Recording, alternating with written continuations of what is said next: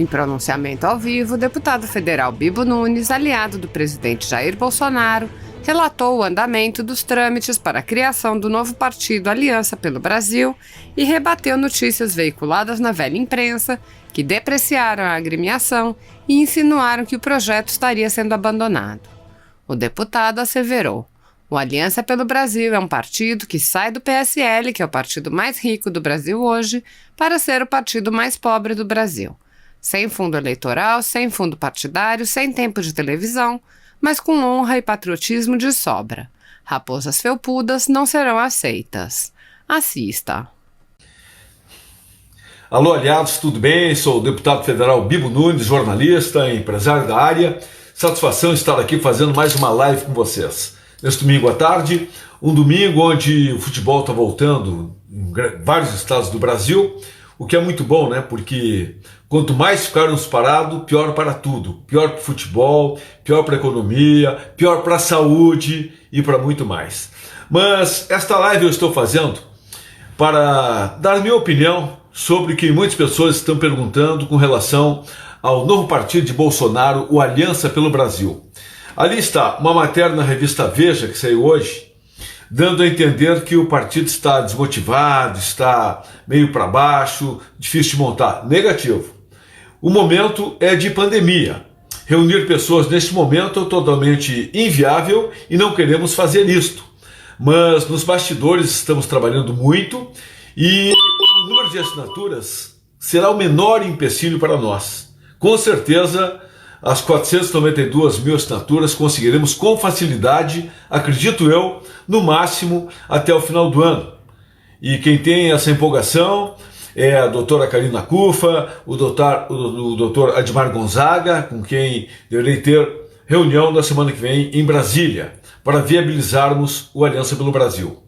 O problema que alguns veem, e alguns políticos não querem o Aliança pelo Brasil, porque o Aliança pelo Brasil é um partido que sai do PSL, que é o partido mais rico do Brasil hoje, e vai ser o partido mais pobre do Brasil, sem fundo eleitoral, sem fundo partidário, sem tempo de televisão, mas com honra, dignidade e patriotismo de sobra. E quem quer um Brasil sério não está preocupado com dinheiro. Quem faz política com dinheiro não me serve, eu não faço política com dinheiro. Seguido me oferece, vou te dar apoio para a campanha, eu digo, olha, muito obrigado. Se eu tiver que comprar um voto, não serve. E para o normal de adesivo, rede social, isso eu tenho. Competência para isso eu tenho que ter. Agora, eu abomino, não admito pessoas que paguem uma bala ou um chiclete ou um refrigerante por um voto. Essa é a velha política, a política podre, a política suja. No momento que você dá alguma coisa em troca de um voto, você vai querer receber algo depois. Se você está tirando do bolso para colocar na política, certamente vai querer ganhar alguma coisa. E aí começa a roubalheira, propina e corrupção na política. E isso nós, que estamos formando, lutando pelo Aliança pelo Brasil, não admitimos. Eu mesmo comprei aí para o partido para incentivar 500 camisetas, botões, adesivos, e com a crise tudo está parado. Mas não quer dizer que eu não volte a colocar no mercado em breve, quando passar a pandemia. Acredite você, qualquer partido que seja, nós somos seguidamente questionados. Pô, sou aqui do Recife, sou de São Paulo, sou do Rio Grande do Sul, quem vai me apoiar se eu não sou da Aliança pelo Brasil? Os deputados do Aliança pelo Brasil, que não existe, mas que estão junto com o Bolsonaro, que são 24, eram 25, um saiu, o Luiz Lima do Rio de Janeiro saiu do nosso grupo, nós somos 24, talvez saia mais 1, 2, 3, não importa. Nós queremos qualidade e não quantidade. Para estar num projeto como este, o Aliança pelo Brasil, tem que estar querendo fazer o melhor pelo Brasil e lutar pela causa. Quem vem para o Aliança pelo Brasil, o novo partido de Bolsonaro, não pode querer lucrar com a política. Não pode pensar em ganhar dinheiro na política. Aí será bem-vindo ao Aliança pelo Brasil. E raposas felpudas, essas da velha política, de minha parte, jamais serão aceitas. Aliás, o estatuto do partido diz que quem foi filiado há 5 anos num partido de esquerda não pode entrar no partido. Eu acho que é por aí, porque tem algumas exceções, pessoas que entraram no partido de esquerda sem saber, extrema esquerda, para serem candidatos e depois viram que estavam errados. Você sabe que o próprio PCdoB, esse partido que eu digo que a maioria é formada por urubus de plantão com olhos na nuca, não sabem nem o que significa o PCdoB? PCdoB é Partido Comunista do Brasil, que tem como ídolo, referência do PCdoB, é o senhor Stalin.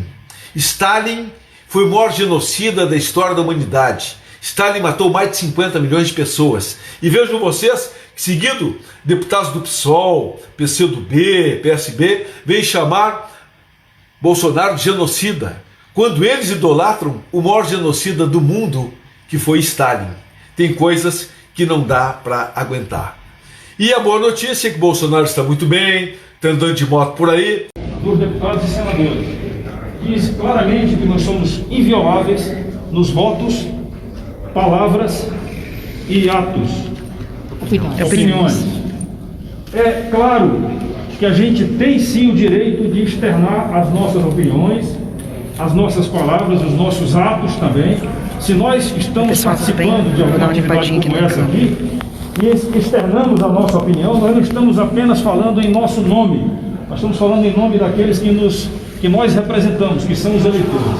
Então, para isso é que existe a eleição de representantes do povo.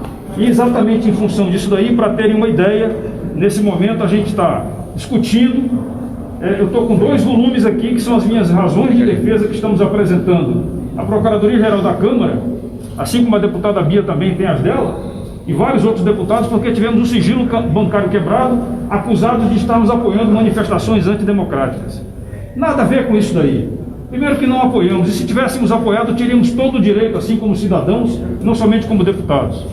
E a acusação de que a gente fez uso de verba parlamentar, de verba pública, para a divulgação da atividade parlamentar, também é uma coisa apurada, porque todos têm essa verba, ela está legal, ela está legalizada, reconhecida, e não tem motivo de estarmos sendo atacados.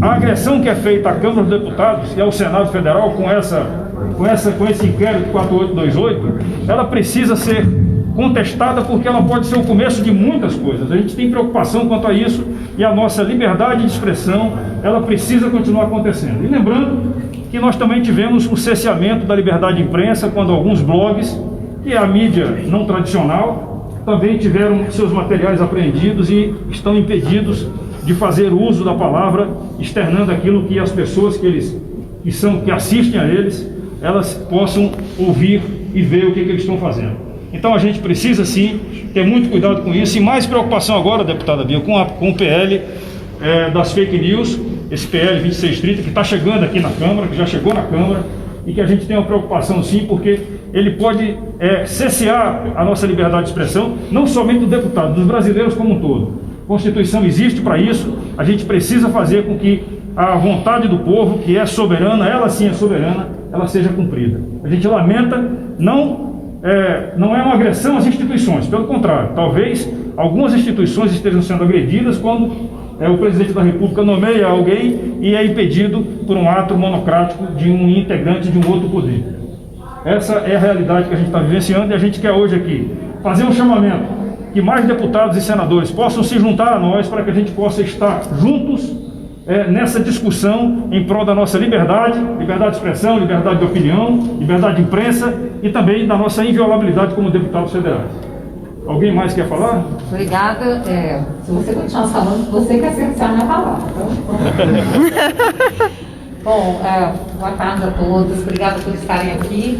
A nossa intenção é a gente lembrar ao parlamento, né, a cada parlamentar aqui, que essa prerrogativa da inviolabilidade da palavra, do voto, da opinião, ela é garantia da própria democracia. É ela que garante o exercício do nosso mandato. E nós estamos aqui para representar o povo. Então, nesse momento, é preciso que a gente separe qualquer ideologia, qualquer inimizade. O que nós temos que pensar é que essa é a prerrogativa de cada um de nós. Então, nós não podemos concordar até quando um adversário político nosso tem essa sua prerrogativa ceifada. porque isso acabará por atingir a todos, a qualquer um dos parlamentares. E além dessa nossa prerrogativa, é muito importante que a gente lembre que estamos aqui para representar o povo, e a voz do povo que está também ameaçada com esse projeto que a gente chama da censura. Ninguém sabe o que são fake news. Fake news, como disse o grande Guilherme Fiuza, é o que quiser que seja, é qualquer coisa. E nós conclamamos, inclusive, a imprensa, que não faz parte desse projeto, mas pode vir a fazer por uma emenda de qualquer parlamentar. E também os senhores poderão ter a liberdade de vocês ameaçar. Então vamos nos unir nesse momento pela liberdade de expressão, que é pilar de qualquer democracia. Muito obrigada. Eu vou passar agora para o Eduardo Bolsonaro. Boa tarde. Eu queria aqui não ser repetitivo, então somente agregar que o artigo 53 da Constituição sofreu uma alteração através de uma emenda em 2001. Até então, o texto constitucional dizia que deputados e senadores são invioláveis, civil e penalmente, por suas opiniões, palavras e votos. Para que não houvesse qualquer tipo de dúvida, essa emenda ainda acrescentou a palavra quaisquer. E hoje temos o texto que todos os deputados e senadores são invioláveis, civil e penalmente, por quaisquer opiniões, palavras e votos. Mais claro do que isso, meus caros, impossível. E a única arma que nós temos à nossa disposição para poder trabalhar através da outorga que nos foi dada, através do voto popular, é a nossa fala. Não faz qualquer sentido esse inquérito sobre manifestações antidemocráticas que está atingindo nós aqui dentro do Congresso. E outra coisa, a gente pede sim, porque essa é uma causa institucional suprapartidária, a gente tem que ter o apoio da Procuradoria da Câmara. Eu lamento que o presidente Rodrigo Maia, que ele não seja uma voz mais expressiva diante da quebra de sigilo de 10 parlamentares. 11 parlamentares, perdão, obrigado, Carla. Isso daqui, não se enganem, amanhã vai para cima de vocês da imprensa. A deputada Bia falou muito bem sobre o PL 2630. Está se criando uma atmosfera em que o projeto de lei vai cercear a liberdade de expressão e está sofrendo críticas da direita, da esquerda, do Facebook, de órgãos de imprensa. Mas eu gostaria de ver mais apoio em relação a esse sentido. Óbvio que nós temos nossa diferença. Vocês sabem que eu sou um crítico de boa parte da imprensa. Mas eu não quero de maneira nenhuma ganhar essa guerra calando os senhores. Vamos para o debate. Agora, como é que a gente vai poder debater e melhorar as políticas da nossa sociedade se eu estou com medo de falar uma coisa e ser preso? Ou se o internauta, como por exemplo o Oswaldo Eustáquio, que faz um trabalho jornalístico, se ele fala alguma coisa e ele é preso? Não faz sentido. Então é somente esse o nosso apelo. Eu agradeço aqui aos deputados dos mais diversos partidos. Aqui, às vezes, tem deputado aqui que a gente troca farpa no plenário. Mas a gente está aqui hoje, por quê? Porque nós somos maduros o suficiente para entender que numa democracia o direito à liberdade de expressão tem que valer, tem que viger, independentemente da vontade de uma ou outra autoridade. Então passo a palavra aqui a quem desejar fazer uso da palavra. Santinha, Hildo, vai lá, Santinha. Pedro Lucas, Paulo Eduardo Martins, Nivaldo. Pode. Boa tarde a todos e a todas. Esse é um momento que pede que a gente faça uma grande reflexão sobre o que vem acontecendo em nosso país. Não tem espaço para nós sairmos da crise que estamos passando, diminuindo a importância de qualquer um dos pilares dessa democracia. E quando eu digo qualquer um, é qualquer um mesmo. Poder executivo, poder legislativo e poder judiciário. Nós não estamos aqui atacando a instituição. O que nós estamos falando é de comportamento. A ninguém pode ser dado o direito de manchar a imagem de uma instituição a partir do ato dos seus integrantes. E nós, do Parlamento, nós que recebemos a procuração para trazer a voz daqueles que estão clamando por justiça, estamos aqui hoje dando total apoio a esse ato que está sendo promovido pelo deputado General Girão, pela deputada Bia Kiss e por todos aqueles que se sentiram injustiçados nesse processo.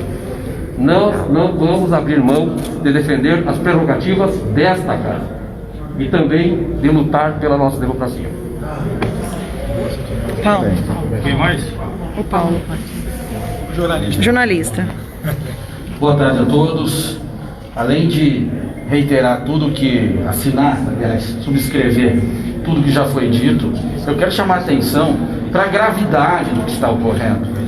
quando a inviolabilidade dos deputados, das opiniões, posições e votos, ela é relativizada, o que está ocorrendo no fundo disso como resultado é a inviabilidade do próprio parlamento, que, como por definição, é o lugar onde a sociedade se manifesta através de seus representantes eleitos.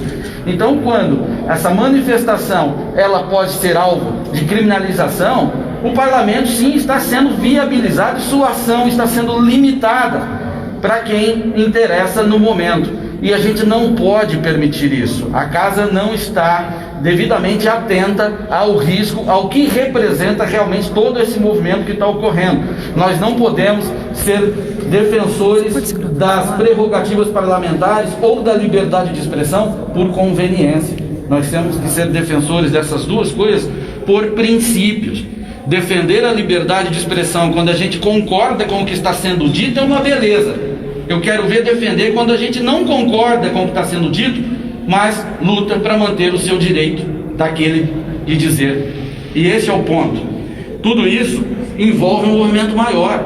É aqui no parlamento, é também as iniciativas legislativas que vêm ocorrendo e também interpretações judiciais a respeito de outros casos que a gente já vê pipocar em primeira instância, como no Rio de Janeiro. O juiz acabou de dar uma decisão dizendo que o réu, ele extrapolou o seu limite de liberdade de pensamento.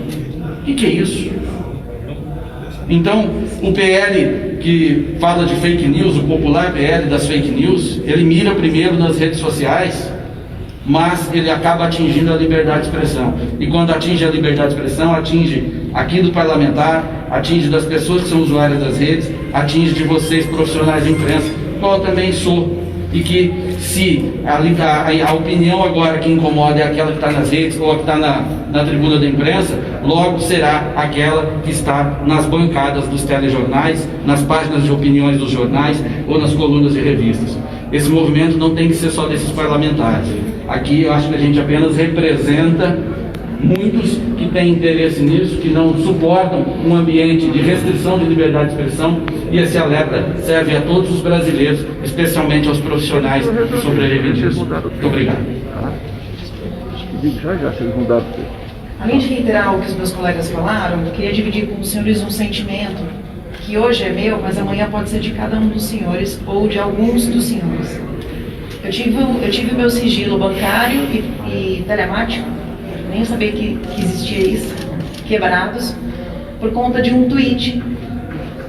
Eu pergunto aos senhores, até que ponto isso não pode chegar até os senhores jornalistas, até o povo? Eu, como deputada federal, embasada em todos esses argumentos que meus colegas disseram, tenho tido medo, nas últimas 2, 3 semanas, de me manifestar. Uma representante do povo brasileiro com medo de se manifestar. É até esse ponto que a gente quer chegar. Daqui a pouco isso pode atingir os jornalistas. Já está atingindo o povo. Eu clamo aos senhores que, por favor, deem voz a esse apelo que a gente tem feito aqui. Porque a gente não está defendendo os nossos mandatos só, ou essa instituição. A gente está defendendo o pilar principal da democracia, que é a liberdade de expressão e de pensamento. Muito obrigada. Talvez a ideia seja que esse primeiro movimento de hoje, dessa semana, ele possa se repetir todas as semanas agora, com a adesão de mais deputados e senadores, inclusive também, porque também tem senadores que pensam como nós. Não podemos nos calar, como falou aqui a deputada Carla, não podemos nos calar, não vão nos calar. Essa é a grande realidade. A gente vai enfrentar isso aí, porque nós acreditamos que a democracia, para existir, tem que ter esses pilares como sendo obedecidos. Nenhuma ditadura será boa para o Brasil, muito menos se for uma ditadura puxada por ações judiciais. Muito bem.